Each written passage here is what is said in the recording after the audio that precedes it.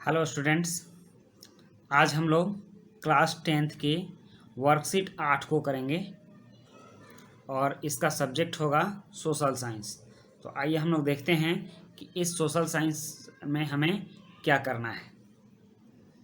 सबसे पहले यहाँ कुछ पैराग्राफ दिया हुआ है, असहयोग आंदोलन।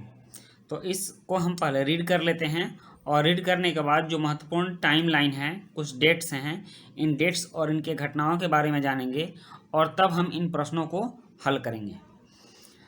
यहाँ कह रहा है असहयोग आंदोलन, इसके बारे में आप लोग जानते हैं महात्मा गांधी ने 1920 में असहयोग आंदोलन चलाया था, जिसके बारे में थोड़ी सी झलक इस पैराग्राफ में दी गई है। और उसके बाद आगे फिर ये टाइमलाइन दिया हुआ है। कह रहा है कि प्रसिद्ध पुस्तक हिंद स्वराज में, हिंद स्वराज एक किताब का नाम था, उसमें महात्मा गांधी ने कहा था कि भारत में ब्रिटिश शासन भारतीयों के सहयोग से स्थापित हुआ था। मतलब ब्रिटिश शासन जो स्थापित हुआ था उसमें कुछ भारतीय लोग भी सहयोग कर रहे थे ब्रिटेन को, और उनके सहयोग से ही यहाँ पर ब्रिटेन वाले अपना शासन चला पा रहे थे। और यह शासन इसी सहयोग के कारण चल पा रहा था। वो लोग ब्रिटिश सरकार में शामिल थे, वो लोग कुछ सहयोग कर रहे थे ब्रिटेन वालों को, अंग्रेजों को, तभी चल रहा था और उसमें भारत के लोग शामिल थे। अगर भारत के लोग अपना सहयोग वापस ले लें तो साल भर के भीतर ब्रिटिश शासन ढह जाएगा और स्वराज की स्थापना हो जाएगी। इनके कहने का मतलब है महात्मा गांधी का कि भारतीय लोग जो ब्रिटिश सरकार के साथ मिल के काम कर रहे हैं, वो लोग अगर ब्रिटिश सरकार का साथ छोड़ देते हैं तो मात्र साल भर लगेगा, 1 साल में ही हमें आज़ादी मिल जाएगी और ब्रिटिश शासन समाप्त हो जाएगा, स्वराज की स्थापना हो जाएगी। स्वराज का मतलब समझते हैं? स्व मतलब अपना, राज मतलब शासन, मतलब अपने शासन की स्थापना हो जाएगी, अपना तंत्र चलने लगेगा, यहाँ से विदेशियों की सत्ता समाप्त हो जाएगी। अब असहयोग का विचार आंदोलन कैसे बन सकता था? इन्होंने तो कहा कि अगर भारतीय अगर अंग्रेजों के साथ असहयोग करें तो अंग्रेज साल भर में भाग जाएंगे। लेकिन ये असहयोग जो शब्द है, असहयोग मतलब हम आपका सहयोग नहीं करेंगे। तो यह असहयोग का विचार आंदोलन कैसे बन सकता था? इसके लिए गांधी जी ने बहुत बड़ा प्लेटफॉर्म तैयार किया और जगह जगह घूमकर बोले, पूरे भारत में घूमकर लोगों को समझाए कि असहयोग आंदोलन हमें कैसे चलाना है और ब्रिटिश सरकार के साथ कैसे हमें असहयोग करना है। गांधी जी के आह्वान पर गांधी जी ने जब सारे लोगों को कहा कि आप लोग ब्रिटेन का साथ छोड़ दें, ब्रिटिश सरकार का साथ छोड़ दें, तो हजारों विद्यार्थियों ने स्कूल कॉलेज छोड़ दिया। विद्यार्थी जो सरकारी स्कूलों में उस समय, और सरकार ब्रिटेन की थी, सरकारी स्कूलों में जो पढ़ते थे तो उन लोगों ने स्कूल और कॉलेज छोड़ दिया, सरकार के स्कूल खाली हो गए।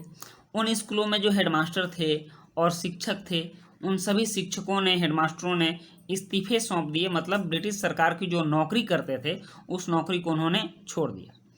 वकीलों ने मुकदमे लड़ने बंद कर दिए। उस समय जो न्यायालय था, कोर्ट था, वह कोर्ट किसका था? तो कोर्ट भी ब्रिटेन का था, इंग्लैंड वालों का था, अंग्रेजों का था। और अंग्रेजों के कोर्ट में भारतीय वकील रहते थे, और जब तक वो वकील रहेंगे तभी तक कोर्ट चलेगा ना। जब वकील नहीं जाएंगे तो कोर्ट चलेगा ही नहीं, मुकदमा ही बंद हो जाएगा, उसका सरकारी कार्यालय बंद हो जाएगा।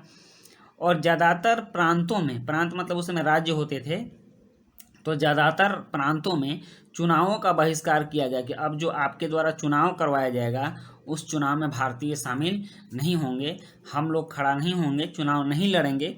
तो इस तरह का बहिष्कार हुआ और असहयोग आंदोलन का रूप ले लिया और असहयोग आंदोलन शुरू हो गया 1920 में। हुआ कैसे, अब इसको देखते हैं। कह रहा है आर्थिक मोर्चे पर इसका असर और भी नाटकीय रहा। आर्थिक मोर्चा मतलब पैसा, रुपया पैसा से संबंधित जो काम होता है उस पर भी इसका प्रभाव पड़ा, आर्थिक मोर्चे पर। और वो क्या हुआ कि विदेशी सामानों का बहिष्कार किया गया। विदेशी सामान मतलब जो भी इंग्लैंड से सामान आता था और भारतीय उसका उपयोग करते थे, उन सामानों का बहिष्कार किया गया। भारतीय लोगों ने कसम खाया कि अब हम कभी भी अंग्रेजी सामान और ब्रिटेन, इंग्लैंड से आए हुए सामान का उपयोग नहीं करेंगे।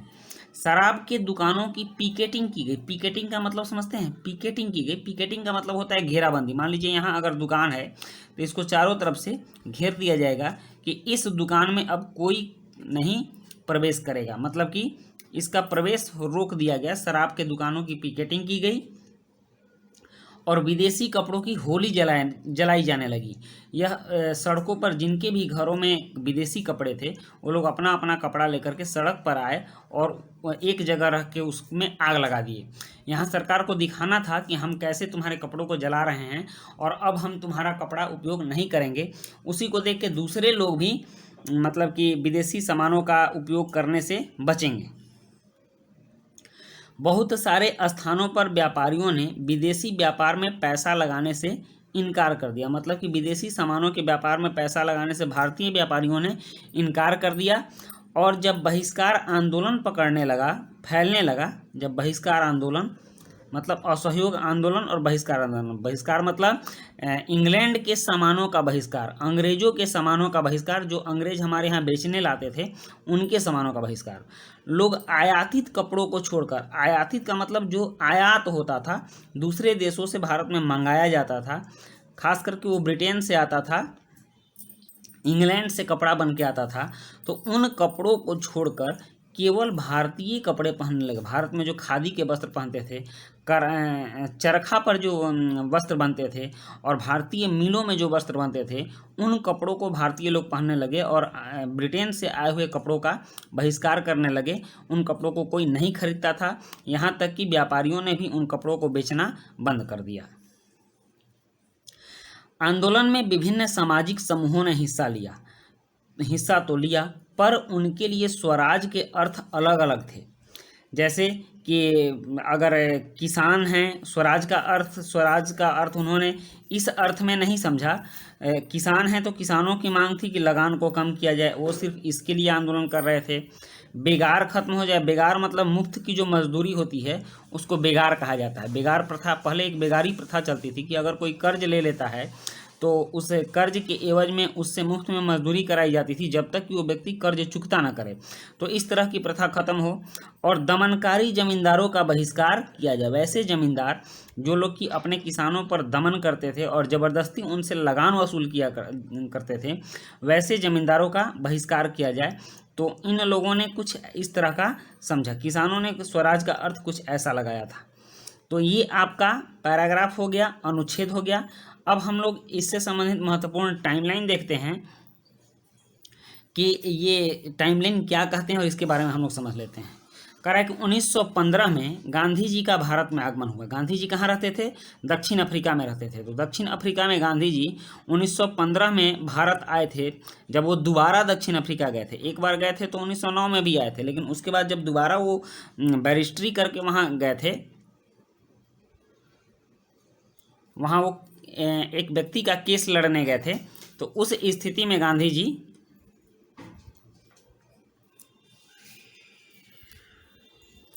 1915 में भारत लौटे थे और 1916 में चंपारण सत्याग्रह। यहाँ पर थोड़ा सा मिसप्रिंट हुआ है, ये 1916 नहीं होगा। अगर चंपारण सत्याग्रह की बात हो रही है तो आपके किताब में भी दिया हुआ है कि 1917 में चंपारण सत्याग्रह हुआ था। इस बात को आप याद रखेंगे, 1917 में चंपारण सत्याग्रह और 1917 में खेड़ा आंदोलन। गुजरात में एक जगह है खेड़ा, वहाँ के किसानों ने आंदोलन किया था। तो 1917 में खेड़ा आंदोलन, ये सब कुछ महात्मा गांधी के नेतृत्व में हुआ था। और 1918 में अहमदाबाद मिल सत्याग्रह, गुजरात में ही जगह है अहमदाबाद, तो वहाँ पर मिल सत्याग्रह हुआ था और वो भी गांधी जी के माध्यम से ही हुआ था। 6 अप्रैल 1919 को रॉलेट सत्याग्रह, 6 अप्रैल 1919 को एक बहुत बड़ी सभा होनी थी रॉलेट एक्ट के विरोध में। तो यह भी महात्मा गांधी के द्वारा प्रस्तावित था। यह इस डेट को हम लोग याद रखेंगे। 13 अप्रैल 1919 को जालियांवाला हत्याकांड, इसके बारे में सारे लोग जानते हैं। जनरल डायर ने जालियांवाला बाग में निहत्थे लोगों पर गोलियां चलवाई थी। ये 13 अप्रैल 1919 को यह घटना घटित हुई थी। जनवरी 1921 में असहयोग खिलाफत आंदोलन, मतलब असहयोग आंदोलन के साथ खिलाफत आंदोलन भी जुड़ गया। खिलाफत खलीफाओं से संबंधित था और उसमें भारतीय मुसलमानों को इस आंदोलन में साथ लिया गया। तो इस तरह से ये घटना 1921 में घटित हुई थी और ये इस टाइमलाइन को हम लोग याद कर लेंगे। अब आगे आता है इसका प्रश्न। इसके प्रश्न को भी हम हल कर लेते हैं। इसके प्रश्न को हमने दूसरे पन्ने पर लिखा है, उसको हम लोग देख लेते हैं। पहले इसको पढ़ लेते हैं। ब्रिटिश शासन भारतीयों के सहयोग से कैसे चल रहा था? जनता ने ब्रिटिश सरकार के प्रति असहयोग कैसे दिखाया है? पहला प्रश्न है। दूसरा प्रश्न है, आंदोलन के दौरान भारतीय कपड़ा मिलों और हथकरघों का उत्पादन बढ़ने लगा था। आपको क्या लगता है ऐसा क्यों हुआ होगा? तीसरा प्रश्न है, मान लीजिए आप 1921 के समय के एक स्कूल में पढ़ रहे हैं। क्या गांधी जी के आह्वान पर आप अपना स्कूल छोड़कर आंदोलन में भाग लेते? अपने उत्तर के पक्ष में तर्क अवश्य दें। और चौथा प्रश्न है, आखिरी प्रश्न, गांधी जी ने असहयोग आंदोलन चलाया स्वराज के लिए। यदि आज, प्रश्न को समझिए, यदि आज आपको किन्हीं मुद्दों पर असहयोग आंदोलन चलाना हो तो वे कौन से होंगे और आप कौन से तरीके अपनाएंगे? तो आइए इन प्रश्नों के उत्तर देखते हैं। तो यहाँ पहला प्रश्न है, ब्रिटिश शासन भारतीयों के सहयोग से कैसे चल रहा था? जनता ने ब्रिटिश सरकार के प्रति असहयोग कैसे दिखाया? इसको हम लोग देखते हैं। तो इसका उत्तर है ये, ब्रिटिश शासन भारतीयों के सहयोग से ही चल रहा था। भारतीय लोग ब्रिटिश सरकार के अधीन नौकरी करके उनके द्वारा खोले गए सरकारी स्कूलों में पढ़कर तथा पढ़ाकर, विदेशी न्यायालयों और कार्यालयों में नौकरी करके, विदेशी सामानों का उपयोग करके ब्रिटिश शासन में सहायता कर रहे थे। लेकिन जब असहयोग की बात हुई तो जनता ने इन सारी विदेशी कार्यालयों और सुविधाओं का परित्याग करके ब्रिटिश सरकार के प्रति असहयोग दिखाया। नेक्स्ट क्वेश्चन है दूसरा, आंदोलन के दौरान भारतीय कपड़ा मिलों और हथकरघों का उत्पादन बढ़ने लगा था। आपको क्या लगता है ऐसा क्यों हुआ होगा? उत्तर है, आंदोलन के दौरान लोगों ने विदेशी कपड़ों का बहिष्कार करके भारतीय मिलों और हथकरघों से बने खादी के कपड़ों को पहनना शुरू कर दिया, जिसके फलस्वरूप भारतीय कपड़ों की मांग बढ़ी तो भारतीय कपड़ा मिलों और हथकरघों का उत्पादन भी बढ़ने लगा। और तीसरा प्रश्न है आपके सामने, मान लीजिए आप 1921 के समय के एक स्कूल में पढ़ रहे हैं। समझ लीजिए कि मान लीजिए आप आज़ादी से पहले हैं और 1921 के समय के किसी स्कूल में पढ़ रहे हैं। क्या गांधी जी के आह्वान पर आप अपना स्कूल छोड़कर आंदोलन में भाग लेते? अपने उत्तर के पक्ष में तर्क अवश्य दें। इसका उत्तर है, अगर मैं उस समय होता तो अवश्य ही गांधी जी के आह्वान पर स्कूल छोड़कर आंदोलन में भाग लेता, क्योंकि मैं विदेशी हत्यारी और अपने देश को लूटने वाली सरकार के स्कूल में पढ़ना कभी पसंद नहीं करूँगा। और चौथा प्रश्न है, गांधी जी ने असहयोग आंदोलन चलाया स्वराज के लिए।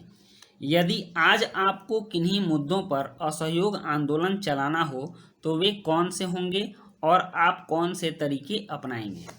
आइए देखते हैं इसको। इसका उत्तर है, यदि आज हमें किसी मुद्दे पर असहयोग आंदोलन चलाना होगा तो वह चाइनीज सामान के बहिष्कार का मुद्दा हो सकता है, क्योंकि चीन हमारे देश से पैसा कमाकर हमारी ही भूमि हड़पना चाहता है। इसके लिए हम लोगों को भारत में काम कर रही चाइनीज कंपनी से असहयोग करने की बात करेंगे, व्यापारियों से चाइनीज सामान न बेचने और भारतीयों से चाइनीज सामान नहीं खरीदने का आग्रह करेंगे। इस बात का प्रसार सोशल मीडिया से पूरे भारत में करेंगे। इस तरह से आपका ये वर्कशीट नंबर 8 कंप्लीट हो गया और इस चैनल पर आपके क्लास के बहुत सारे प्रश्न उत्तर आएंगे। बोर्ड के भी प्रश्न के बारे में आपको बहुत अच्छी समझ दी जाएगी, इसलिए आप इस चैनल को देखते रहें, सब्सक्राइब करें और अपने दोस्तों के बीच ज़्यादा से ज़्यादा शेयर करें।